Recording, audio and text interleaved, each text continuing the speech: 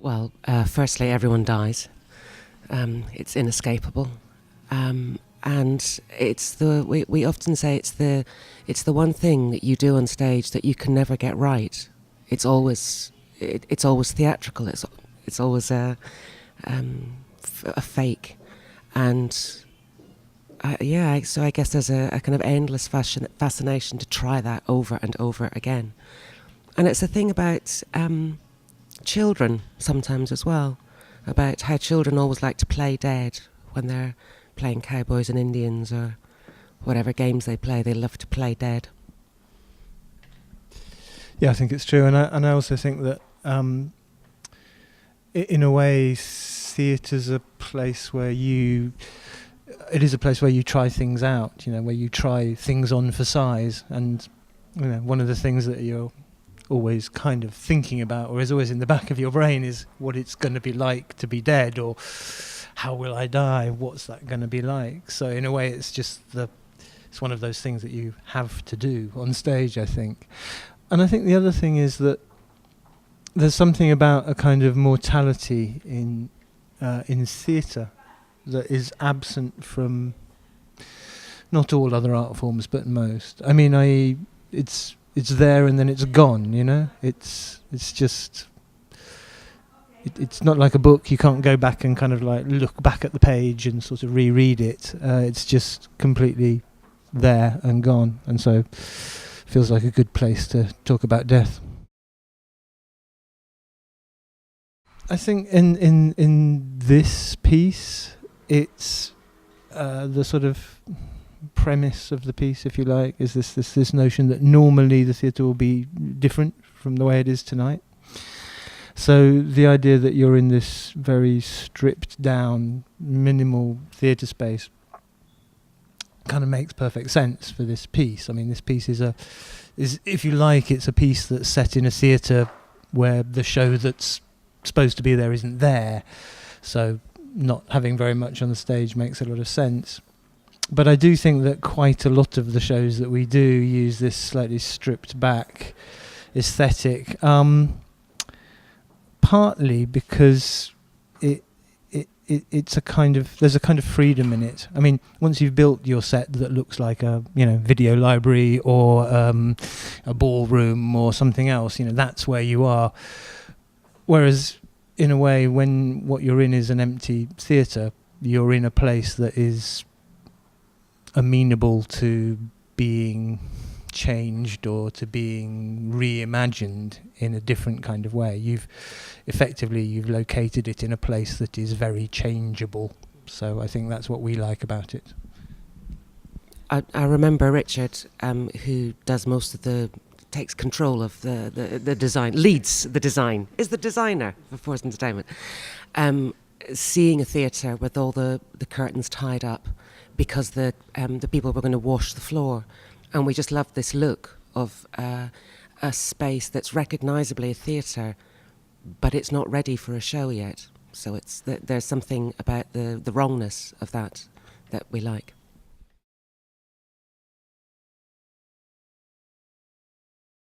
Well, we'd called the show Spectacular before we'd made it, and this happens to us a lot because the way you work is that you have to name a show and kind of describe it before you even start making it.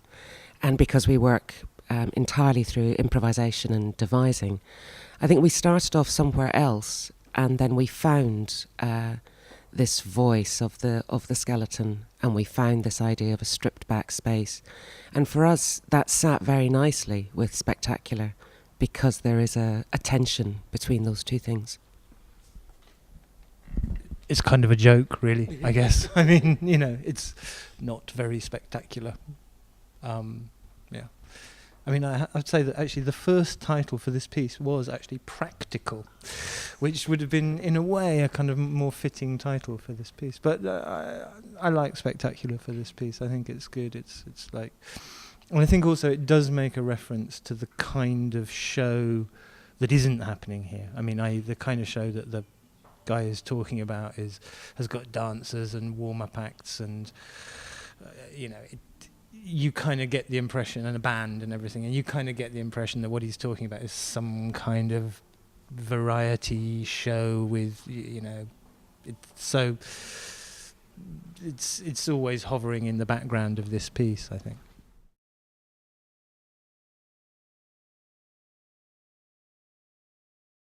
There's obviously more room for improvisation when we don't have subtitles. But in any case, it's pretty tight. I mean, I think the relationship that we have in our working practice with improvisation has changed over the years. And all of the pieces are made through improvisation. I mean, that's how we make them. We don't go away and write them, and we don't sort of come into the theatre on day one of the rehearsal with a script and with all the sort of places where people are going to stand marked out on the floor, like very many theatres do. We come in with absolutely nothing, and we sit in the room and we play around until we find something we like, and everything that's in the spectacular effectively comes from playing around in the space. But it's all videoed and it's all written down, and then it's kind of changed and optimized, ostensibly. So actually in the shows themselves, the kind of space you have for improvisation is not huge. I mean, but we also do make what we call durational pieces, which are entirely improvised. I mean, and these pieces go on for like 6 hours, usually, where everything is improvised within a kind of framework. So in a way, the theatre work is from improvisation, but actually quite tightly choreographed. And the durational pieces tend to be, well, they have some very tight rules, but within those rules you can do pretty much what you want, I think. I think we discovered that you make a better the performance is better if it's choreographed, if you know what's happening, like the performers, because you can't trust it working every time when it's as loose as a show like this being improvised. I think there's space for how you say a particular line or how you make a particular move. And in terms of the audience, an audience always affects a performance simply by their response to it.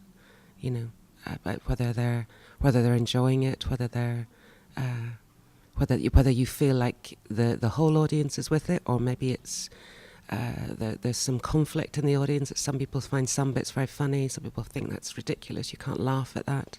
And for us, that's the pleasure of the live performance. You don't necessarily want the whole audience to be feeling the same thing at the same time, but you do want everybody to be there in the room letting it happen.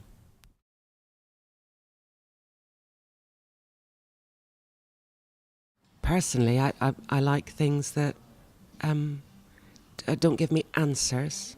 They give me questions rather than answers.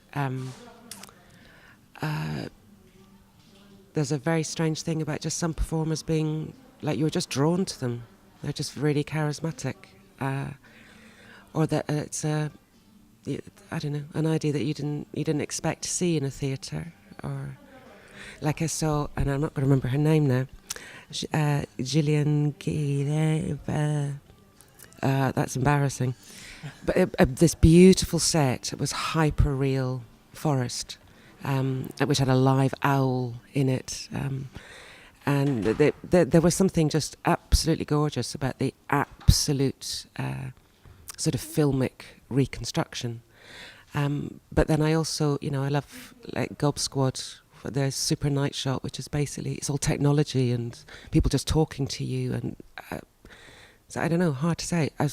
Maybe it's easier to say what you don't like. I don't like audience participation, particularly. Well, yes, I suppose so. I don't know. Yeah, I don't like things where I feel. I don't like things where I feel like the people are sort of hitting you over their head with their big theories or themes or issues that they are answering for you. Rob's not going to say anything. Pretty much said it all, haven't you, Claire? I don't know. It's very difficult. I mean, I'm very lazy and I don't go and see a lot of performance. And it's quite difficult, I think. I mean, I like Gob Squad a lot, and they pretty much everything they do has got audience participation in. Although I don't like audience participation, so in a way, I think that's always a good sign. Actually, if you find somebody's work that you like, even though in principle you don't like the kind of thing they're doing, I mean, then that's obviously a good sign. I mean, it's like if I found a circus company that I thought were really great, I'd know they would be really great because I hate circus. I mean, so do you know what I mean? I think there's that thing goes on a lot. I mean, yeah, it's stuff that I think you're always looking for things that I'm always really looking for things that have a kind of human scale to them, actually, in performance, a kind of openness and a kind of modesty, actually. I don't like very bombastic or big things personally. I find them annoying, and I think people who understand that being on stage is a very, very fundamentally ludicrous and absurd thing to do, and it's a very pompous and very, very egocentric thing to do, to stand in front of people and say, no, you want to look at me, look, here I am, aren't I wonderful, kind of thing. I mean, if you don't understand how stupid and vain that is, then I don't like your work. Economics. When Forced Entertainment started in the depths of history in 1984, I think probably we would all, at that time, just fresh out of university, have wanted to make some kind of film stuff. But in those days, video technology was horrendously expensive and difficult to use, and I mean, so there was just no way that 6 unemployed people were going to have the money to make films. So in a funny kind of way, it was a sort of second best. And then I think as you go on, I mean, I don't like film anymore. I don't like watching films anymore personally. And I think you get very obsessed and very interested in the kinds of things that are taking place in live performance, and they do become quite obsessional for you, I think. I mean, I really like to try and make that slightly strange. I think when you're watching good performance, there's a sort of tension that is not. It's not altogether pleasurable. I mean, actually, all the best shows that I've ever seen, I didn't come out of them going, oh, that was just such good fun. I mean, I really don't. I come out going, oh, God, that was a bit difficult, or that was a bit... Yeah, I mean, there's something... And for me, that kind of thing doesn't really happen. It doesn't happen for me in the cinema at all. I mean, I don't get it because I'm not really in the presence of other people. I'm in the presence of a bit of light, So when somebody does something extraordinary on stage in front of me, or very open or very human on stage in front of me, then I feel affected by it. And I think that's, well, it's part of what we're looking for when we're making work, is to be open and human and affecting in front of people.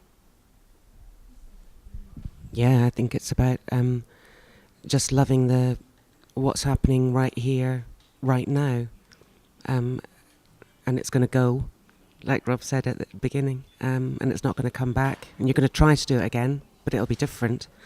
And you don't get that with any other art form, maybe. And I think, yeah. I saw a great poster for Oh God, this is really embarrassing. This is me doing the same thing that Claire's just done. No, for William Forsyth's piece, and it's a huge poster that says, these performances will be taking place on, I don't know, whenever it was, 20th, 21st and 23rd of September 2013, and you should come and see these performances because after this they will disappear into the black hole of history. And I really, really like that, and I think that's the thing about, in a way, that's the thing about theatre. It's like after you've seen it, it disappears into the black hole of history. And so, 20 or whatever many years later it is, when you're trying to remember very important shows that were really affecting for you, it's actually quite hard to remember what it was. I mean, But you just know that the feeling, it's like, being that live music, like I think, when we were much younger, we would have liked to have been a band, but we didn't play any instruments. But the performers that we were really drawn to were probably more likely live musicians, whether it's The Fall or whether it's Nick Cave, but it's people who are kind of a bit wild, a bit shamanistic. And we were very excited by that feeling you get when the room is kind of electric.